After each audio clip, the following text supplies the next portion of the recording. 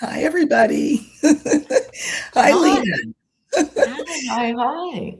Hi, good to see you again. This is Worldview 360. I'm Erika Robinson. This is Lena from Lena Down Under. You probably already know. We do this every Wednesday at this time. I do want to acknowledge that we are both very well aware that even as the camera went live for us, the camera went live also for the felon I simultaneously love the idea of that. in real time. His lips are flapping even as mine are. I feel a symbiosis with him. No, I don't. But I do know this. I know that whatever comes out of his mouth will be uh, for theatrical effect, we'll call it, and Mm, will probably be either wrong because he doesn't get it or untrue because he's lying.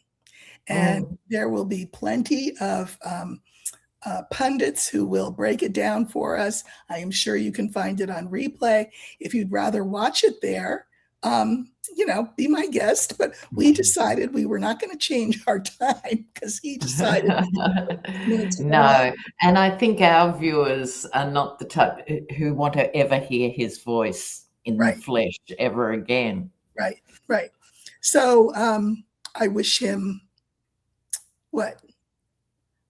Well, we won't talk about what I wish him. Well, we'll see what transpires. Yes, we'll see Can what he get transpires. through it? Because it'll be interesting how long it is, because he Well, it's supposed to used to be 20 always. minutes. That Oh, he okay. he told the networks that they had to give him 20 minutes. Now, that doesn't mean that he will keep to 20 minutes. We know No. the subject. Somebody said they have their TV on mute, so I can't hear him. All right, well, if you have captions and he says something that we need to stop and discuss, please let Yeah, us let us know. um, he told the well, the word is that he's going to talk about Iran. And the word is that he's going to say, we won, and that will be there maybe just a couple more weeks. 2 more Neither of weeks, those things is not a true. problem. Yeah. So that's what the word on the street is that he's going to talk about. So, Lena, we had No King's Day on And Saturday. it was epic. It was. It It was was. great turnout. I heard 9 mil. That was the highest figure I heard. And imagine if we had come out, if Black people had come out, if the 92% had come out. So that's good. I mean, what needs to have happened is white people need to have come out. I do want to make a point. You may have seen it, some of you. There was a white, lovely, older white woman, and I'm not saying older to throw shade because God knows no shade to throw on that score. But she was asked by a young man, what did she think because about the lack of diversity in the Oh, protest, interesting.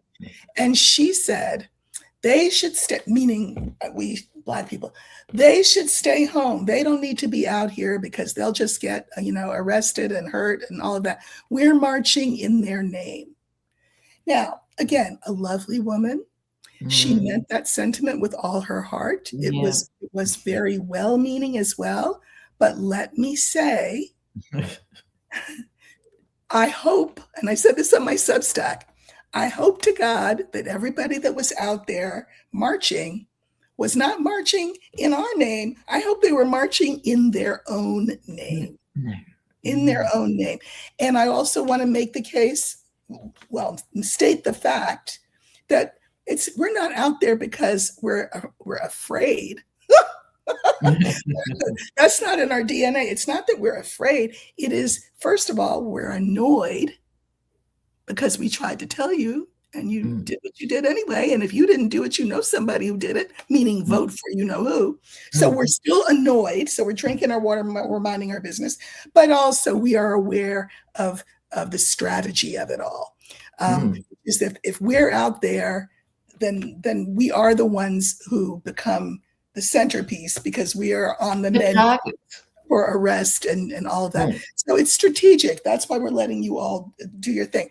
I do want to say, though, that the May 1st announcement is a long time coming. if you are Black and watching this, and I see some of you are, so that's good.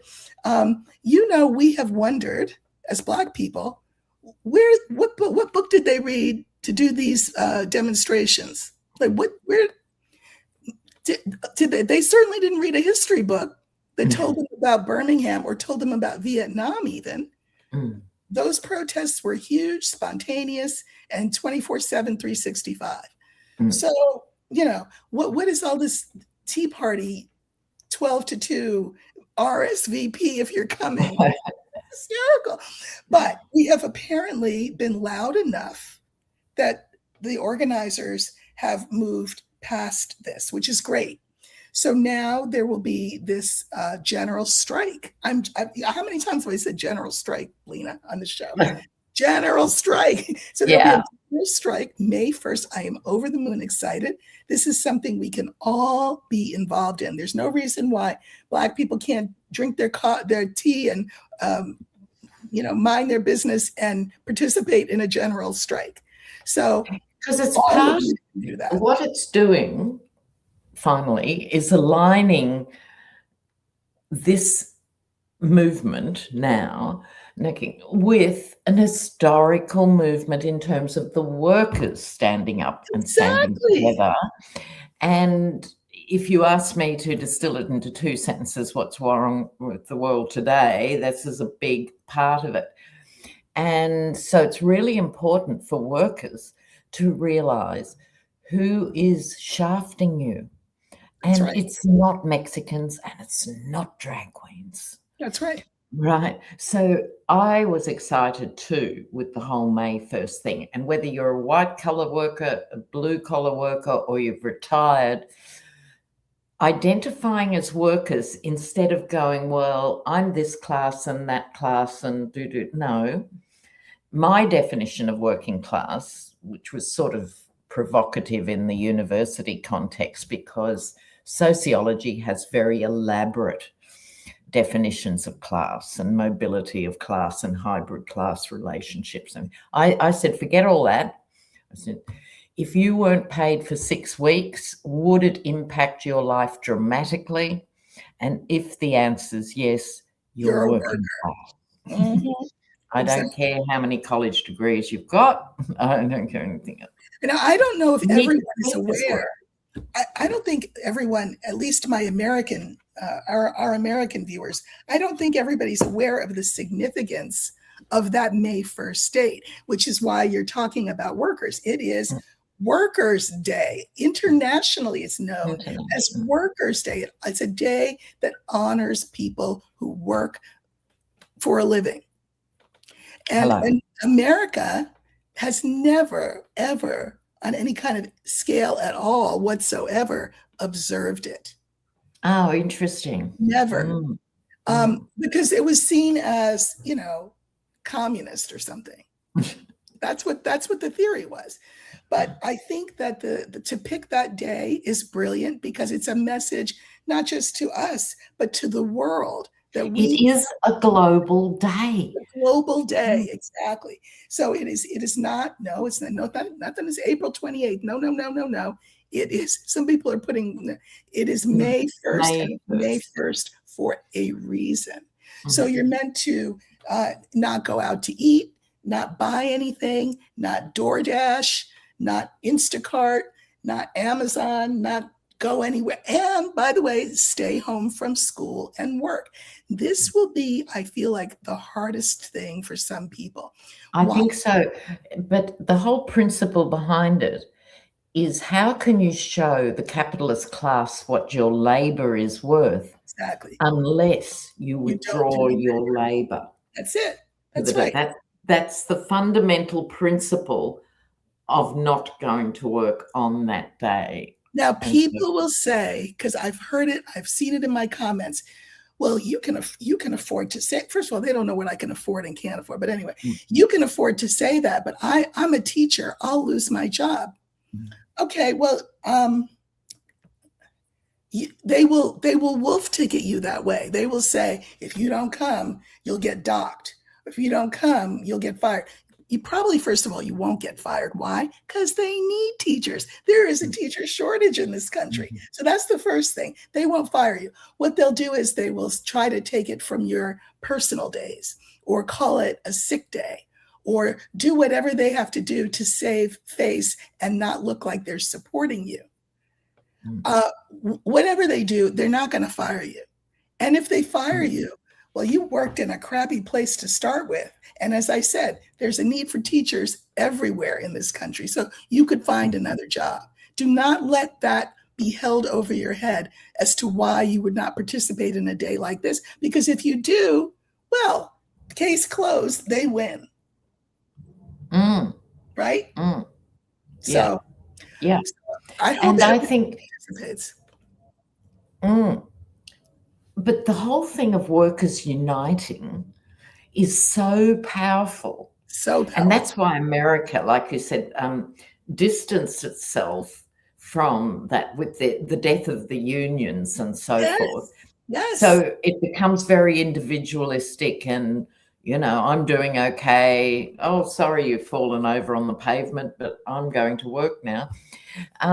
It's, I think, going back to the best of cooperative culture.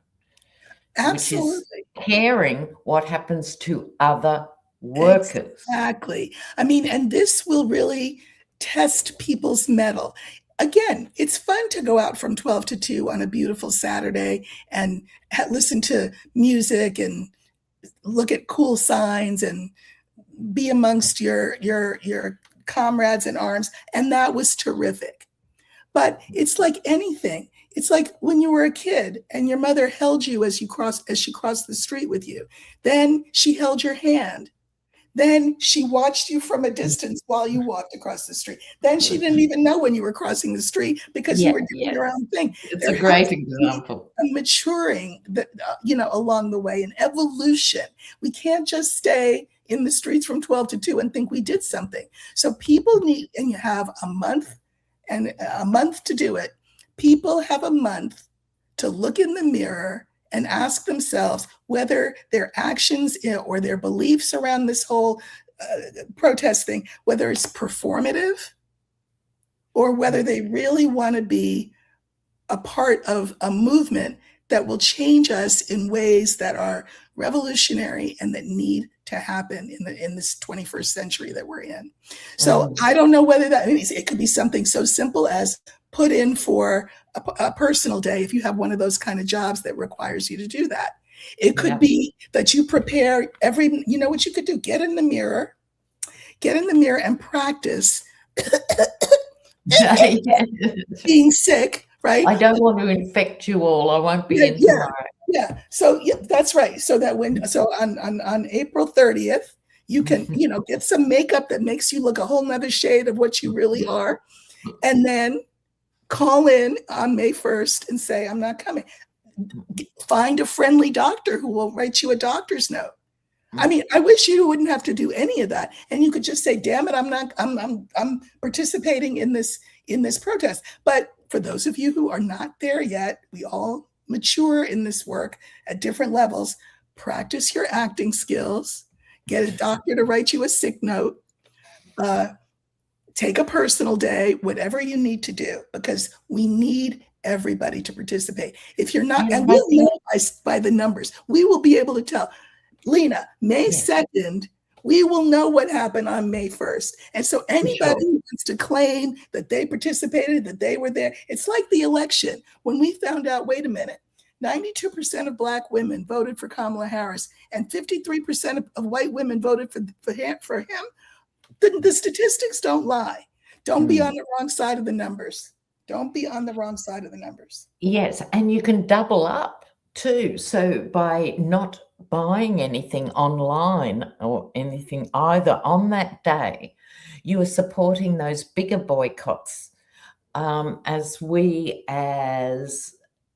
people who have come of age in a world of overconsumption, we all have so much stuff. We're drowning in stuff. So take it as a non-purchase day too. and get the feel of that. That's right. So, okay, for the sake of people who have one eye over here and one eye over there, my partner took one on the chin and is watching, so we don't have to. So he says we've completely beaten Iran. We decimated them. He's bragging that now we have plenty of oil thanks to Venezuela. High gas prices is Iran's fault because they attacked the oil facilities. And he's congratulating himself that he went to Dover when the dead soldiers were returned, when he wore the baseball cap and didn't take it off. Yeah. So again, as I said in the beginning, totally predictable. We knew that, that's what he was going to do. Okay, Chuck Hebner, teachers, I believe, are the most responsible and important members of society because their professional efforts affect the fate of the earth. And that's a quote by, I guess, Helen Caldecott. And I am sure that that's true, having been one for 30 years. There are ways of being responsible and ways of being responsible. And I feel like for a teacher to participate in this movement and make it clear to her students why she's not there or he's not there, if that's not the quintessence of teaching, I don't know what is. So, yeah, and if you live in a country that has more of a consciousness about workers' rights, you wouldn't have to go through this charade. Exactly. So, that's a great point. That's the point. That's a great point. Okay, I'm always talking about the collective consciousness, for example, of Black people, which is to say, nobody sent us a memo. We didn't get an email telling us how we should conduct ourselves either in the election or in the response, in these rallies. We all knew. How do we know? Was it a spidey sense? I guess you could say it was a collective consciousness. And just you nailed it, because around the world, there is a collective consciousness of workers. We don't have that because it was never encouraged here. In fact, it was discouraged here. We need to develop it, just like white people, poor things, who are only identified as white with no other cultural no other features. How could you have a collective consciousness, right? But this is a way that white people can develop and come to an understanding of what it means to have a collective consciousness, would be to participate in this action, to help the organizing of this action, to publicize this action. Then you can have a little taste of what the world and Black people understand about collective consciousness, which is that if no one is, if one person's not free, nobody's free. He's free. That it circles back every time. Exactly that. Said, okay, wait a minute. Let's see what the latest. If they do not come back to the negotiating table, oh my God, we're going to bomb them to the Stone Age. It's not even original. No, you just think of, a caveman, and I don't have hair, but, pulling the women to the cave. It was not worth watching. I hope this is infinitely more entertaining. I hope so too. But yes, with the May Day rallies, and when I was last in Greece too, it was an anniversary of a terrible event when the military took over in 1974 or whenever it was. And it's every November 17th. The whole of Greece turns out, and about the schools. So I thought, because they're quite leftist in that sense, maybe the schools were closed. No, the deal is the kids go to school and then their teachers take them to the protest. Oh, wow. And the protest is in commemoration of that day. Yes, and it's peaceful, and it's the laying of red flowers. It's because of the university students. That's it. That's a collective consciousness response. That's the thing. Well, see, now we've got people removing people from monuments and taking books out of libraries. That all of those things that could provide us with that kind of memory, they're trying to erase. So I think that's brilliant to do that once a year, to let the government know we didn't forget. We will never forget. I love it. And And not just the government, it reminds everyone. And I love that Exactly. It reminds the next generation Mhm. because they're there with their grandparents, the parents, the teachers and themselves. They're surrounded by that, which is why it becomes part of the consciousness. Yeah. No, I love it. Aaron, the hairstylist, that is within the same city I I live in. love Aaron. Hi, Aaron. I don't know what he's talking about, though. That is within, this is going to be a nationwide thing. I don't know, Aaron, if that's what you're talking about, but this is a nationwide, what did I call it again? What are they calling it? Action? Is it an action? No, but there's a name for it. I said it in, general strike. Sorry, yeah. I've been calling general strike. I mean, it's just music to my ears. General strike. Because first time round, it was the general strikes that got people out of abject poverty and getting paid for industrial work. Now we've completed a cycle, another of the cycles we're talking about, and people are back in poverty. Different. They might have more clothes from Temu or Amazon or something and not look like they're in rags, but don't look at the credit card debt, Right. So exactly. Poverty is disguised more now with the illusion that you can walk in with a piece of plastic and come out with more or less anything. That's right. So divorcing ourselves from that sort of debt is, I think, a really big step forward. Well, the more often you pay your bill, I try to pay my credit card bills, and I can do it in full every month. And then they want to offer me more lines of credit. Oh, yeah. And I'm like, no, that's the whole reason that I pay the thing off, at the end of the month. But that's the goal, is to keep us in debt in that way. Absolutely. And I remember when credit cards first came on the scene, was that the 90s or something? Yeah. I couldn't get one because I had no debt. Right. They actually I didn't owe money on a car or anything. I always bought bomby old cars cash and lived in the cash company. And I had to do this tap dance to just get one, not because I wanted to buy plasma TVs, but it got to the stage where you couldn't function without having one. Right. So it's it's all part of the system. I'm just looking at the comments. There's a lot of good ones. I think everyone in the USA should stop moving, not go to jobs, schools. Well, I mean, look, here's the thing. So we've moved from the Tea Party in the afternoon from 12 to 2 to a general strike concept. You do realize that the next step would be to do this action, I don't know, once a month, or I don't know, once a week. There is no way that it could be ignored. Would we suffer for it? Absolutely. Would we be rewarded for not participating in the action? Yeah, we would. Just like racists are sort of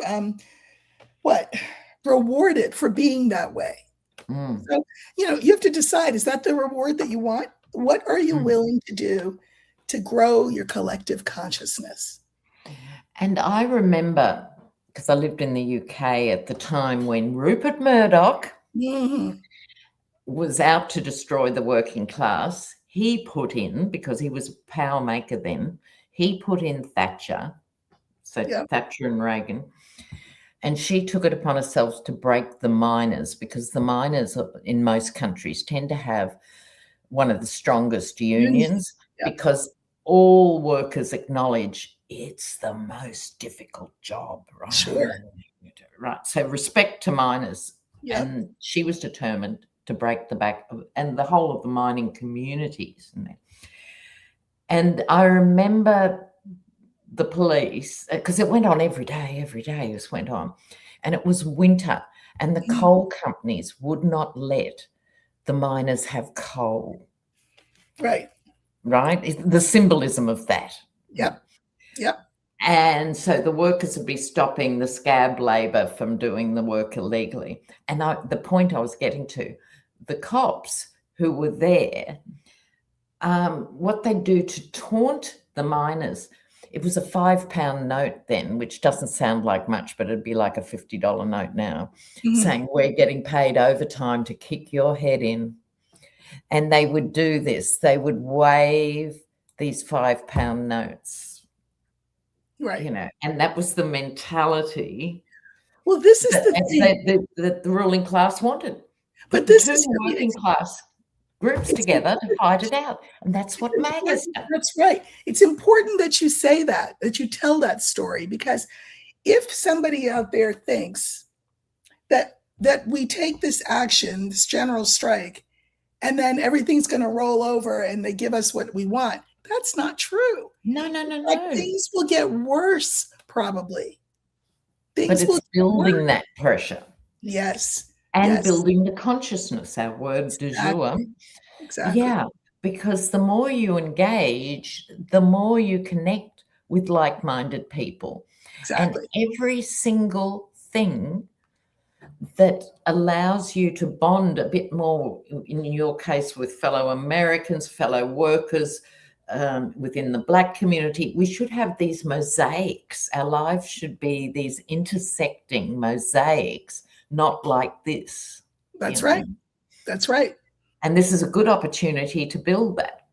It is. It really is. I mean, I was delighted when I heard it. I will say the organizers have said things like, well, this was the strategy all along, that what we needed to do was to wait until we had a critical mass, right, of people who were willing to be out in the streets from 12 to 2 before we could take it to the next step. I'm not sure that that's necessarily what they thought. I think they heard the critiques of Black organizers and Black historians saying, okay, when are we moving to stage 2? But whoever's idea it was, I'm just glad that we're here. And I hope people do not waste time thinking of all the excuses they can think up for why not to participate. Mm-hmm. And instead, like I said, practice in the mirror your cough. Yeah, whatever it takes. Whatever it takes. And I hope too, Erika, and in the comments, people are saying, I'm hoping this permeates the Hispanic community as well, which is far from homogenous in all sorts of ways. However, I'm using the term generically, who wisely also can't participate in the no kings like environment because targets. Right. Nothing to stop them participating in this. Exactly. Sleep in. Really important, and should be doing it for their brothers and sisters who have been evicted by ICE from their agricultural jobs. Do it symbolically. Exactly. Outside of our own little mini worlds. Exactly. We have to think beyond that. Now, I meant to say, Lena, one of the things that we should talk about is this very interesting morning at the Supreme Court. Oh, yes. What was that about? So the felon, even though he had his big speech to give, which I now, by the way, over. So, yeah, thank God. He didn't practice in the teleprompter. He instead drove for an hour with traffic from where he was to the Supreme Court, sat there for an hour, then took another hour to drive back. He listened to his lawyer's arguments. And then before he could hear the other side, he got up and left. And why did he get up and leave? I think the Supreme Court, and I mean, I'm not really a fan for obvious reasons, did an excellent job of holding those lawyers, both of them, feet to the fire. First time the Supreme Court has acted with any guts in how long now? Not just this year, forever. Even Roberts said, so the lawyer for Trump said, now we have millions of people or however many he said, coming here so that they can have babies. And it's a new world now.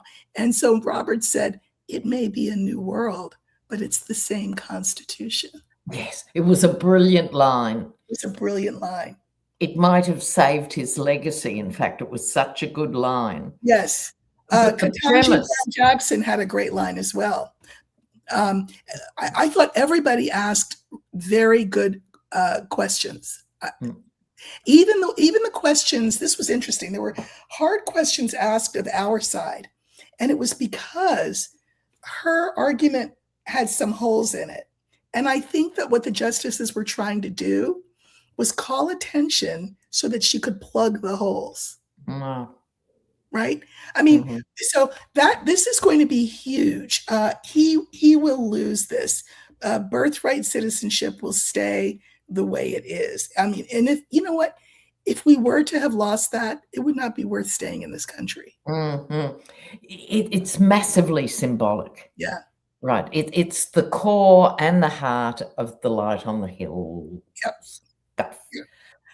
And also, if you take the southern border out of the equation, there aren't, the quote was 8 billion people, meaning the entire world will want to move to the United States and have a baby so they can stay. I mean, listening to this from the other side of the world is so imbecilic. You couldn't believe it was in a place like the Supreme Court. It's part of that arrogance, that American exceptionalism. And I know, as if the Swiss and the French and Australians are pounding on the door to live somewhere without healthcare for half the pay. Exactly. I don't think so, Pet. Exactly. Well, when he says, why can't we get some immigrants from, I don't know, Sweden or Scandinavia, why would they leave those countries with the benefits that they have in those? Why would they do that? He's just not well. Anyway. No. And I think it's starting to, wake Americans up in a good way, in the sense of, it started with Bernie Sanders explaining the basic math of why universal healthcare is possible, not only possible, but actually costs less than the system you've got now, which is cruel and horrendous. Right. I think people are starting to realise, we're the only country that doesn't have universal healthcare. That's right. That's right. And it's important that it's in people's faces. Right. Well, and it's the lie, the parameters that they put around it to make it seem like our system is better. We don't have to wait forever. We can pick our whatever the lines they come up with. Yeah. But it's all a big scam. All right. Speaking of scam, I do want to give a moment of silence. Should I say? I don't know, for Pam Bondi, because word on the street has it that, Aaron Parnas just started a chat and he said, I watched the speech, you didn't miss anything. So, I say the same thing, you didn't miss anything. So word on the street is that he is talking about firing her and replacing her with the guy that runs the EPA, which is the Environmental Protection Agency. And I'm sure that guy just has nothing to do all day except twiddle his thumbs, because we certainly do not protect the environment. So there's that. He wants to fire her because nothing that he's asked the DOJ to do has happened fast enough for him, and because she has not managed to completely squish the Epstein files. Now, she did everything she could for him. Everything she. I think it will be very interesting if she is fired, because that makes her a free agent. And she knows where all the bodies are buried. Look, she will no doubt do the book, and she'll need to, because she should lose her law license. Oh, yeah. She will lose that license. I think in she a couple of years. So the question becomes, how much will she give up in terms of information? Because she's seen it all from the inside. Well, I mean, look, I think she'll give it up not just because she needs the money because she'll lose her law license. She could go be a consultant somewhere. I think she is in legal peril. I think she's in legal peril. And I think that she would be wise to make a deal, to say what she knows, everything she knows. Yeah. And help America sort of be cleansed of all of this. I feel bad for her only in the sense that I feel like I feel empathetically that she is having a dark night of the soul every night of the week. Oh, I'm thrilled to hear that. Call me a jaundiced old bag. I don't want these people sleeping well. She's not. Well, she's not even in her own bed. She's in military housing because of threats that she's got. Yeah, but also that most recent delirious performance. Yes. That she put on, and refusing to look at the Epstein survivors, and then waving her hands and saying, "But the Dow's doing well." Yeah, which it's not. To me, that was her jumping the shark.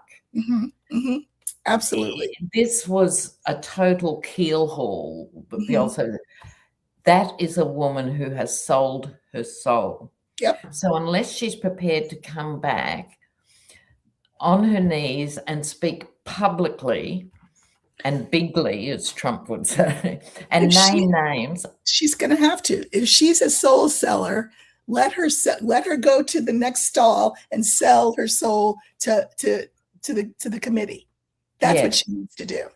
Yes, and she needs to apologize to everyone. Yes, who has been within her space. You know, for a price, we would be her PR consultants, don't you think, Lena? The price would be high, but you know, for a price, we could do a consultation. I know, and look, I admire you for being the higher person here. I just want to smack her, and I have this sort of response because she went further, particularly in the early days, right? Now she's scrabbling, but in the early days, she jumped to the front of the queue. I think she suggested outrageous legal things to him. Absolutely. I think she promised him the world. Absolutely. I'm your little blonde bimbette and I'm the legal eagle. And so that's what condemned her in my deep brain. But you know what? America is interesting in the sense that they love a good redemption story. So, for example, we have the very poor example of Michael Cohen, fixer to the president, who did the mea culpa. That means it's my fault. I'm sorry. I was bad. And now he's flipped back and he's on Trump's side. He's a brother to me, he says. But I'm saying America loves a redemption story. All Pam has to do is, like you said, fall on her knees. I say fall on her sword. Do the mea culpa, make it stick, tell everything she knows, give the map to Zorro Ranch, it's where the bodies are, all of that. And I think we would say, you know what? Just like he has been the agent of our undoing, and she was as well, now she's choosing to be one of the agents of our resurrection. But she won't do it because her ego's too big. Also, yeah, and despite having a legal degree, she doesn't strike me as being that bright. I'm not saying she's a stupid woman, obviously not, you know, but she doesn't have any philosophical depth. There's not much to Pam Bondi when you scratch the surface. I think her master is money. Yeah, and it's very crude and shallow, and that's what it is with her, I think, which is why I can't warm to her. But just looping back to Michael Cohen, what a kick in the teeth that was for all of us. I gave him my $5 a month to read his stuff. He writes well. I'm giving him $5. I couldn't snatch that money away fast enough. I absolutely believed his story and Me too. why it all made sense and Me why. I mean, too. he did go to jail for this guy and everything. So it made sense. It felt real. It felt real. It felt real when he said if he hadn't been to jail, it could just be a shift of position. But he had reasons Yep. to say that. And he said it often, always. He Always. only about himself. He's only about himself. Trump. But this, and I only thought about this a week after the turnaround again. I think there were threats involved. I'm not entirely convinced he suddenly had a reconsideration and he's realised we're brothers in arms. I don't actually believe this. Well, there was something very haunted in it. That could be true. We know he wants a blanket pardon, that the felon has maybe made noises about blanket pardons, and he wants to be on that list. So there's that. But you're right. I think everything Trump does has a carrot and a stick. Yeah, and it would have been cleverer of him to wait this administration out, be the voice. He was the first big fish to turn, and he did a good job of it, and he could have lobbied for a pardon down the track. To do this, to get a pardon, no one is going to shake that man's hand again from either side of the aisle, ever. No. Well, it actually doesn't make sense. It doesn't make sense. These are not our best and our brightest. And here's another one that is not too sharp of a knife in the drawer. Eric, why is her name Erika? With a K, no less, just like mine. Erika Kirk. She's another one. As someone said, I saw this on Instagram somewhere. The person said, if she had just been a widow for 6 months, like just go to your house. Yeah, you don't have to be the Greek widow for a lifetime. Not forever. Go in the house, pull the shades down, lock the door, be with your kids that probably don't remember the kids. Yeah, anyway. And when you emerge after 6 months, people are going to just fall at your feet. But she couldn't wait a week. She couldn't wait an hour and a half. She could not wait an hour and a half. No, she couldn't. It was bizarre. Well, it's bizarre because it's bizarre. In other words, this is not what we think it is. We were going to talk about cycles, right? And I was saying, and I'm no astrologer, so please don't. But we are in a cycle where, as we know, we've all experienced, everything's falling apart, with an eye towards our getting rid of the rubble and building something new. We just happen to come for the rubble creation times, sadly, but love being in this cohort with all of you. But she one of the things that we don't want to believe is not just that she's a grifter, because she is a grifter, but we don't want to believe that she had a part in her husband's unaliving. I think she did. I think she said, listen, I've tried with him.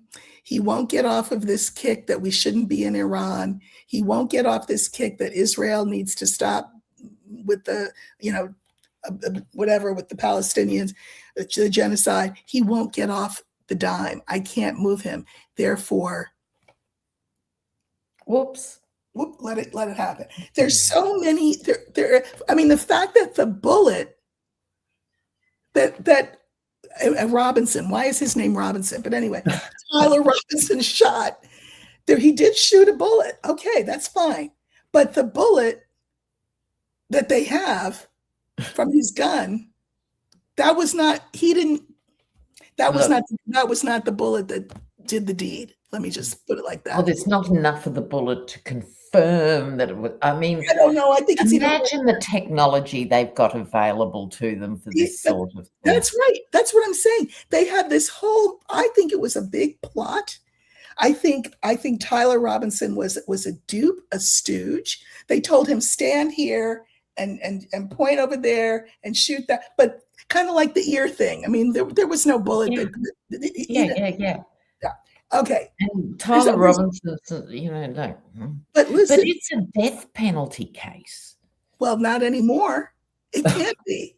They don't Well, they can't, they don't have the evidence. They will not be able. I don't think it will go to that, but the point is it still shouldn't have got this far, and there's no journalistic curiosity around it until there the story sort of broke. No, Lena, that's why I don't know who's still listening to Legacy News, because not I, said the little red hen. I am not. But there is a lot of curiosity amongst citizen journalists. Yeah. A ton. And if you're not following Candace Owens, I don't like her.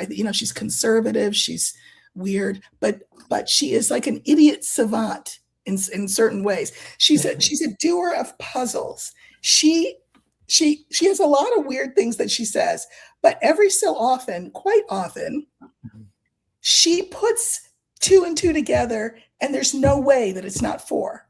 Yeah. There's no way that it's not 4. So I think she's fascinating. I think she has, I think she's gotten a lot of this puzzle together. And I think this whole situation is not anywhere near what the legacy media would have us believe about it.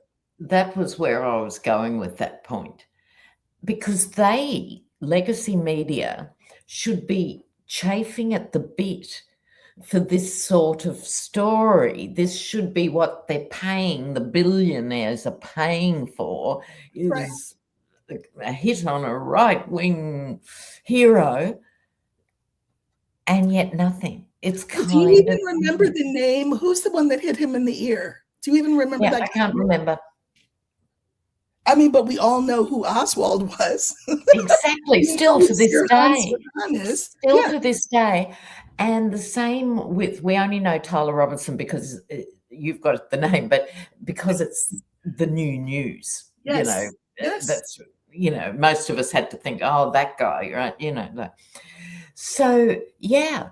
So I think Harvey Oswald is seared into our brains. Well, that's right. I think, listen, as people think about, well, what can I do? What can I do? I already told you how to do the mirror trick so that you're ready for May 1st. But also look for sources that are not legacy media that will really be helpful. I mean, Aaron Parnas, I think, is terrific. We've got his dad. I've got a soft spot for Lev. We've got, there's some women doing really good work on the whole Zorro Ranch Epstein thing. Yeah. There are a lot of the good women too who have been sacked, like Joy Reid and Katie Fang and all of them. They're all doing great stuff. The women, the I've had it women, they don't play. They do not play. I like them.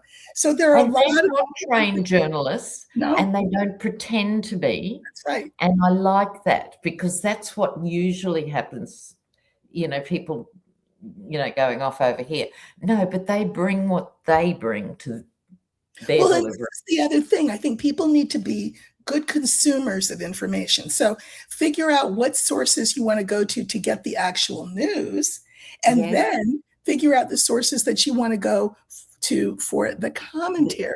Yes, exactly. Good advice. And I'd also say to people, don't be afraid to go international. There's a lot of free sources, whether it's BBC radio is much better than BBC television now is, and UK Guardian, Independent UK, our ABC, like your ABC, does brilliant coverage. And it's all free, and it's there, and it's talking about America all day, every day. So it's not as though you're suddenly going to be finding out the price of umbrellas in Wolverhampton. No, we're talking about all these issues. But the Flipboard app is good, by the way, too. Flipboard. If you go to Flipboard, you can curate your what you're shown, and so BBC News is on there. They're very good. But there's a lot of really good information out there available for things that you're saying to yourselves, well, how come I'm not hearing about this? How come I didn't know? I saw people in the comments saying this is the first they've heard of May 1st general strike. and spread the word. Now Spread you're the here. word. Now you've heard it. And one of the things, I have a very complicated relationship with being an Australian. What does that mean? Who am I really? But that's all for another day. One of the things I'm proud of, clearly without complications, is we brought in the 8-hour day. Mm-hmm. Mm-hmm. The There you go. Harvest of Judgment, 1908. And That's great. I didn't know that. See? yeah, exactly, right. You know what? And then it went around the world on as a hinge of May Day later became the 8-hour. You are a global citizen. You are aware of what's going on. You are intelligent and educated and erudite and snarky. So you have every right to your platform, you know, every right. Oh, bless. But I think it'll actually help Americans cope with what is coming, which will not be comfortable and it won't be easy. But you will emerge on the other side. Right. And so it's really important. We didn't even get to our key topic today of cycles. But it helps. I find it really helps when you're thinking, oh, this is horrendous. How do I... Oh, I see. This happens every 80 years and we're here again. Yes. Oh, okay. It does help. Yes. And there's bigger cycles if you follow the political astrologer, the 250-year cycle, the 3,000-year cycle. It's both. And as you pointed out before we went live, it is both historical and astrological, and the one complements the other. So it's really interesting to look at those two things in tandem and see, oh, this is the cycle we're in. Oh, there was that cycle before that was like this, and they did live to tell the tale because here we are. I mean, I think that about literature. I always say that, literature, people who write give us roadmaps and templates. And they're not saying, do it like I did it. They're saying, this is how I did what I had to do to get through whatever I had to get through. So my case that I'm making to you is you can do the same. Find your own template, find your own roadmap. They exist. And how do I know? Because I did it, and before me did it, and before me did it, and before me did it. We're not alone. We are all alone on this big blue marble, but all of us are together on this big blue marble. And yes. We have history, we have the ancestors, we have astrology. All of this can inform how we put one foot in front of the other now. I think that's so important. And it's sort of, there's a part, it's hard sometimes because most people's lives, I'm just being inclusive generally here of Western countries, have become easier since the 30s and 40s. Now, there's uneven developments within that we know about, but broadly it's gone like that. And now, for young people, it's the first time it's going backwards. That's right. That's right. So we have to actually understand this is a hinge point. Therefore, young people need to be supported in making different decisions. That's right. Than we would have made. Absolutely. Well, I have a kid, went to an Ivy League school, went to law school, decided in the third year of law school she didn't like it. Corporate law, didn't like it. So chucked it all and is doing something sort of very regular. Now, part of me, as you can imagine, I was like, oh, what? Yeah. But I will tell you that in the middle of the night when I think about it, which I sometimes do, I think, she is allowing herself a freedom that people of my generation and generations prior never really thought that they could have. But part of that freedom does mean you give up certain things. right? I mean, Mm-hmm. this is what a capitalist society will do. It'll say to you, in order to have freedom, you have to have money. And in order to have money, you may have to do certain things. And you may not like them and you may have to hold your nose, but that's the system and that's how it works. I think a lot of young people are saying, miss me with that. I don't want that. And I think it's great. And also in China, the whole concept of lying flat that's caught on amongst the youth. It's fascinating. And Japan as well. So their parents and grandparents worked so hard and so fiendishly, impossibly hard. This next gen just said, I'm not doing it. I can't do it. I just can't do it. And I don't want to do it. And so they're naming it lying flat, meaning I'm not going to work 14 hours a day. I'm not going to sleep under my desk at the bank and be there first in the morning. I'm not going to be the one pulling the double shifts in the car plant. I'm actually not. And it's shocking to the society, like trying to process. Right. Because their parents were devoted to the state in terms of China, regardless of their personal thoughts, or in China, the great corporate build-up after the war. And they're not going there. It's fascinating. But they're also not having relationships. And we must talk about that sometime too. That would be interesting. Yes, absolutely. How everyone's going overpopulation, no one's having kids. Right. Very few people are having kids. Right. Statistically. Somebody, this is back to and we're almost at the end, but I think it's a good question. High Vibe 001. So what would that have done to Americans who've been here for multiple generations? Exactly. So let me just say, Rubio. What's his first name? Marco Rubio stood up there and said, just because you're born here, that doesn't mean you're American. Marco his parents came here from where? Cuba. Mm-hmm. So is he an American, technically? Does he have a right to be an American? And how far back does this go? Yeah, exactly. The logic and part of that debacle of the Trump's case to the Supreme Court, someone asked one of his lawyers, do Native Americans automatically have citizenship under this new proposal? To which the lawyer fumbled and bumbled and dropped the paper clips on the floor and told them he'd get back with an answer. He actually hadn't thought about it, didn't know the answer, couldn't improvise on his feet, had no moral compass to help him through the moment. Right. And so there was no answer. I mean, imbeciles are running the asylum. That's for sure. Yeah. That's for sure. But the rest of us are smart, and we are going to do something about this.